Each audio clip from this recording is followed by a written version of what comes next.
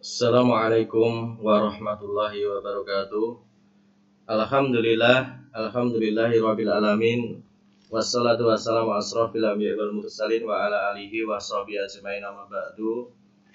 Pertama-tama dan yang paling utama, marilah senantiasa kita panjatkan puji syukur kita kehadirat Allah Subhanahu wa taala yang pada kesempatan hari ini kita masih diberikan kesehatan oleh Allah, ya, terbukti kita masih diberikan kesempatan oleh Allah untuk bisa bertemu kembali secara daring, melanjutkan apa yang masih perlu kita bahas melalui kurikulum yang ada. Alhamdulillah, tentunya kalian telah selesai melaksanakan penilaian tengah semester Gasal, ya. Kemudian pada kesempatan hari ini kita akan melanjutkan pembahasan kita tentang belajar bahasa Indonesia. Setelah yang terakhir, sebelum kalian melaksanakan penilaian tengah semester, kita sudah membicarakan tentang ceramah, ya. Kita sudah membicarakan tentang ceramah terkait dengan mengidentifikasi isu aktual di dalam sebuah ceramah, pengertian ceramah, kemudian pokok-pokok informasi dalam sebuah ceramah, kemudian menyusun bahan ceramah, menganalisis isi, struktur, dan kebahasaan ceramah, dan yang terakhir adalah mengonstruksi ceramah. Mulai dari mengembangkan bahan, menyunting, teknik berceramah, sampai menanggapi ketika ada orang yang berceramah. Itu sudah kita bicarakan. Nah, pada kesempatan hari ini untuk kelas 11, kita masuk bab yang keempat, yaitu bab yang keempat oleh si penulis buku diberi judul mengapresiasi dan mengkreasikan cerpen. Ya, mengapresiasi dan mengkreasikan cerpen. Apa itu mengapresiasi? Mengapresiasi adalah memberikan penghargaan, ya, apresiasi yaitu memberikan penghargaan terhadap sesuatu. Berarti kita mencoba bagaimana kita menghargai sebuah cerpen. Kemudian mengkreasikan, kreasi itu artinya apa? Ya, kreasi buah pikiran, hasil daya cipta, hasil daya khayal, itu termasuk mengkreasikan. Berarti kita di sini akan mencoba untuk berlatih untuk bagaimana bisa menghargai dan bagaimana kita bisa membuat atau menghasilkan sebuah cerpen. Ya, perlu Pak Eko sampaikan, intinya ya, ketika kita berbicara cerpen, jangan kalian mengira cerpen itu yang seperti yang hanya ada di pasaran atau di luar sana. Ya, kita bisa membicarakan cerpen, cerita pendek yang bermanfaat untuk kehidupan kita.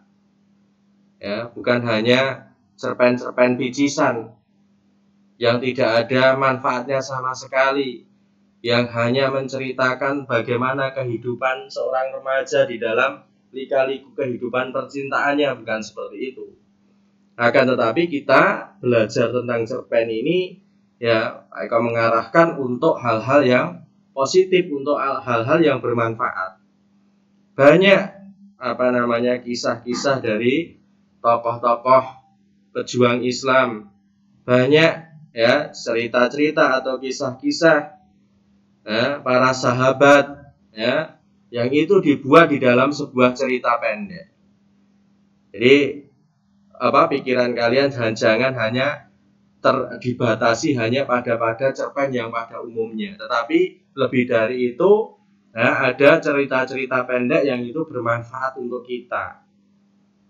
Itu ya. Jadi Pak Eko sekali lagi menyampaikan ini biar nanti ketika kalian belajar tentang cerita pendek itu, ya, pikiran kalian mengarah pada sesuatu yang bermanfaat, ya. Ceritanya para tokoh-tokoh perjuangan di dalam Islam dan lain sebagainya itu kan bermanfaat, cerita pendek seperti itu. Baik, untuk pertemuan yang pertama ini, ya, kita nanti akan berusaha untuk mengidentifikasi nilai-nilai kehidupan yang terkandung di dalam sebuah cerita pendek. Ya, tujuan pembelajaran untuk pertemuan yang pertama ini adalah kalian nanti diharapkan mampu untuk mengidentifikasi nilai-nilai kehidupan yang terkandung di dalam sebuah cerpen. Apa yang perlu kita bahas untuk mencapai tujuan tersebut? Yang pertama, kalian nanti harus terlebih dahulu mengetahui apa itu cerpen. Ya, sekilas tentang cerpen, bagaimana ciri-cirinya. Dan yang kedua, tentu kita nanti akan membahas tentang nilai-nilai kehidupan di dalam sebuah cerita pendek. Baik, yang pertama, sekilas tentang cerpen. Kalau kalian di rumah mempersiapkan buku, silahkan kalian buka buku kalian di halaman 96. Ya, kita akan membicarakan tentang apa itu cerpen. Sesuai namanya, cerita pendek atau cerpen merupakan cerita yang menurut wujudnya atau struktur fisiknya itu berbentuk pendek. Ya, bahwa cerpen itu merupakan cerita yang menurut wujudnya atau menurut struktur fisiknya itu berbentuk pendek. Ukuran panjang pendeknya suatu cerpen memang relatif. Namun pada umumnya cerpen merupakan cerita yang habis dibaca sekitar 10 sampai setengah jam saja. Ya, oleh karena itu cerpen sering diungkapkan dengan cerita yang dapat dibaca dalam sekali duduk. Ya, cerita yang dapat dibaca dalam sekali duduk atau cerita yang habis dibaca sekali duduk, itulah cerpen. Berbeda dengan, mohon maaf, novel atau roman, itu nanti ketika kalian akan menyelesaikan bacaan tersebut memerlukan waktu yang cukup lama, berhari-hari. Tapi kalau hanya sebuah cerpen itu dalam waktu 10 atau maksimal setengah jam kalian bisa menyelesaikan proses membaca cerpen itu tadi. Kemudian jumlah kata dalam sebuah cerpen itu hanya sekitar 500 sampai 5000 kata. Nah, mengapa ini demikian? Kok hanya bisa dibaca dalam sekali duduk saja 500 sampai 5000 kata jumlah katanya? Ya karena nanti di sini ada di penjelasannya di yang nomor 7 ini. Hakikat cerpen adalah kesederhanaan dan keterbatasan. Jadi hakikat sebuah cerpen itu ada pada kesederhanaan dan keterbatasan. Kesederhanaan di dalam sebuah cerpen bisa dilihat dari alur maupun unsur-unsurnya. Bagaimana alur di dalam sebuah cerpen kok dikatakan sederhana? Dilihat dari alur, cerpen hanya mengandung alur penanjakan, alur puncak, dan penyelesaian. Ya, ada perkenalannya biasanya tidak dimunculkan, langsung konflik, kemudian klimaks, kemudian ending. Ya, ada penanjakan, puncak, dan penyelesaian. Itu kalau dilihat dari alurnya. Kemudian kalau dilihat dari unsurnya, tema cerpen lebih terfokus. Ya, tema cerpen lebih terfokus, langsung menuju pada masalah tertentu, tidak beranak cabang seperti halnya novel. Ya, jadi tema di dalam sebuah cerpen itu lebih terfokus, langsung menuju pada masalah tertentu, tidak beranak cabang seperti halnya novel. Tokoh di dalam cerpen ini kalau dilihat dari keterbatasan tokohnya, Tokoh di dalam sebuah cerpen hanya melibatkan 2-3 sosok. Ya, artinya tidak banyak. Kemudian kalau dalam hal latar juga terbatas yang hanya mencakup 1 atau 2 tempat saja. Itu kalau latar tempat. Sedangkan kalau dilihat dari latar waktu yang hanya beberapa saat saja. Semuanya itu berbeda dengan novel. Itu hanya dilihat dari 3 unsur. Padahal kalau kita membahas tentang unsur-unsur cerpen ini macamnya banyak sekali. Ya, belum lagi sudut pandangnya, belum lagi amanatnya. Ya, baru kita hanya membahas di tema, tokoh maupun latar. Kemudian bahasa cerpen umumnya berupa ragam tidak baku atau tidak formal.